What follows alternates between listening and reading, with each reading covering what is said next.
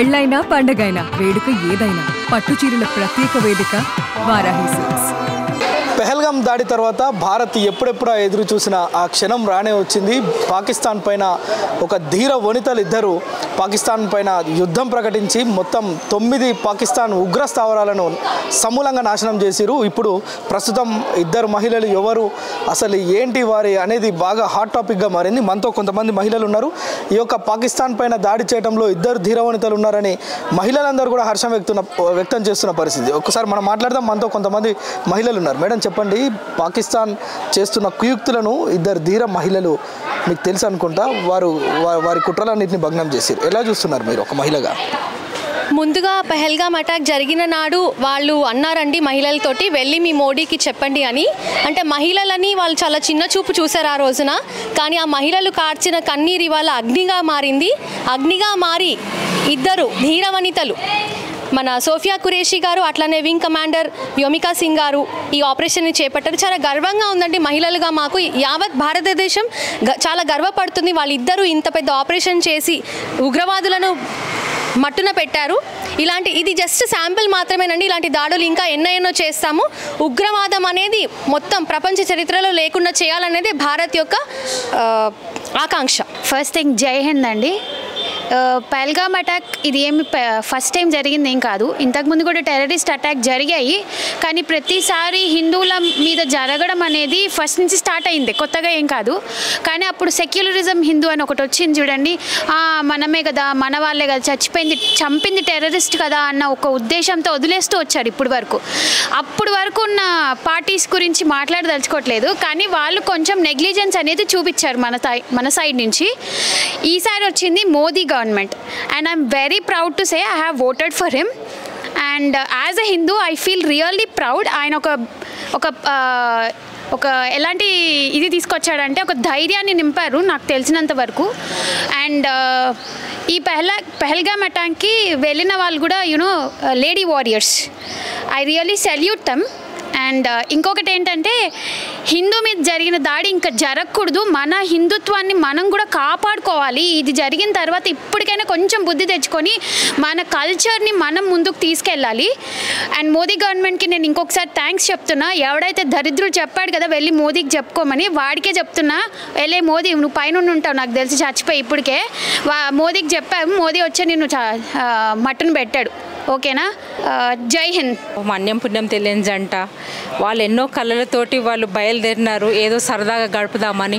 అలాంటి జంటను కూడా అసలు హతమార్చేసిండ్రు. ఆడదానివని నిన్ను వదిలేస్తున్నా అని ఆ అబ్బాయిని చంపేశారు. ఆడదానిని వదిలేస్తున్నా అన్నదే అది మన హిందూ ధర్మానికి ఒక స్త్రీ శక్తిగా ఆమె వచ్చి మళ్ళీ అదే ఒక కాళీ మాతలాగా ఇద్దరు వెళ్ళి అక్కడ అటాక్ చేయడం జరిగింది. దానికి మన భారతదేశము, మన హిందూ సంప్రదాయము అన్నీ మనకు అండగా ఉన్న మన భారత యావత్ ప్రపంచానికి కూడా వీళ్ళు చాటి చెప్పిన ఆ ఇద్దరు మహిళలు, వాళ్లకు నా జోహార్లు. ఇప్పటి వరకు మన భారత్ కేవలం టెర్రరిస్టుల స్థావరాలను మాత్రమే మట్టు పెడుతూ వచ్చింది. ఇప్పుడు సింధూర్ 2.0 ఇవాళ మనం చూసినట్టయితే సింధూర్ 2.0 ఆల్రెడీ స్టార్ట్ అయిందండి. మీరు ఇక్కడ ఒకటి గమనించాలి, మనం టెర్రరిస్ట్ స్థావరాలను మాత్రమే కొల్లగొడుతూ ఉంటే అక్కడ పాకిస్తాన్ ఆర్మీ వాళ్ళు రియాక్ట్ అవుతున్నారు. ఒకవేళ వాళ్ళు టెర్రరిస్టులకు అగెయిన్స్ట్ అయితే వాళ్ళు ఎందుకు ఆర్మీ ద్వారా మనకి సమాధానం చెప్పాలని చూస్తున్నారు, మొదటిది. రెండవది, చనిపోయిన టెర్రరిస్టుల అంతిమ సంస్కారాలకి అక్కడ టెర్రరిస్టులు ఆర్మీ కలిసి వెళ్ళారండి. దీనితో మనకు అర్థమైపోతుంది ఏంటి అంటే, పాకిస్తాన్ మొత్తం టెర్రరిస్ట్ స్థావరం మాత్రమే, అక్కడ ఆర్మీ లేదు, మొత్తం టెర్రరిస్టులే. కాబట్టి టెర్రరిజం అనేది అసలు లేకుండా చేయాలి. దీనికి మనం యావత్ భారతదేశం మన ప్రభుత్వంతో ఇప్పుడు కుల లేదా రాజకీయ ఇలాంటి విభేదాలు లేకుండా మనందరం ఒక్కటిగా నిలిచి మన సైన్యానికి, మన భారత ప్రభుత్వానికి మనం అండగా నిలవాలి. అలాగే దేశం లోపల కూడా చాలామంది మనకు శత్రువులు ఉన్నారండి. ప్రో పాకిస్తాన్ అంటూ, పాకిస్తాన్ జిందాబాద్ అంటూ నినాదాలు చేసుకుంటూ మన భారతదేశంలో ఉంటూ ఈ మట్టి మీద పుట్టి ఈ మట్టి ఇచ్చే అన్నాన్ని తింటూ వాళ్ళు దేశద్రోహులుగా మారుతున్నారు.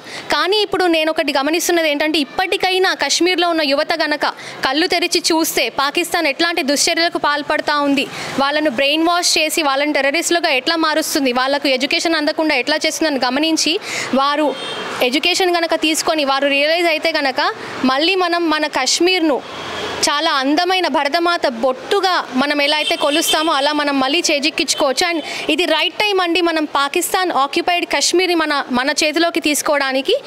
దీనికి నేను భారత జాతి యావత్ మొత్తం మన ఆర్మీకి జోహార్లు చెప్తూ వాళ్ళ వెన్నంటే ఉంటామంటూ సెలవు తీసుకుంటాను. జై హింద్. ప్రతి భారతీయ పౌరుడు గర్వించదగ్గ విషయం ఏంటంటే ప్రధాని మోడీ తీసుకున్న ఈ ఆపరేషన్ సింధూరం అనేది చాలా దేశం గర్వించదగ్గ విషయం.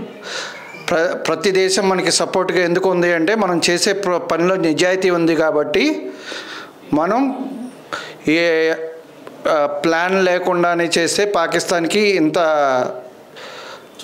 చుక్కలు చూపించాం. ప్లాన్తో వెళ్తే పాకిస్తాన్ అనేది ప్రపంచ పటంలో ఉండదు. కాబట్టి పాకిస్తానీలు ఇప్పటికైనా వాళ్ళు తప్పు తెలుసుకొని మారాలని. పహల్గామ్ మీద దాడి చేయడం అనేది చాలా బాధాకరమైన విషయము. వాళ్ళు టూరిస్టు వాళ్ళని కాకుండా సైనికులను కూడా చాలా దారుణంగా కిరాతకంగా చంపుతున్నారు. ఇది అత్యంత పాశవికమైన చర్య. మన దేశము మీద చాలా దేశాలు చాలా మంచి ఒపీనియన్తో చూస్తున్నాయి. అయినప్పటికీ కూడా పాకిస్తాన్ అనేది చాలా దారుణంగా చంపడానికి అయితే ప్రయత్నం చేస్తున్నారు. సామాన్య పౌరుల మీద విచక్షణ రహితంగా బార్డర్లో ఉన్న వాళ్ళని కూడా అత్యంత దారుణంగా పాశవికంగా చర్యలు చేయడం జరుగుతుంది.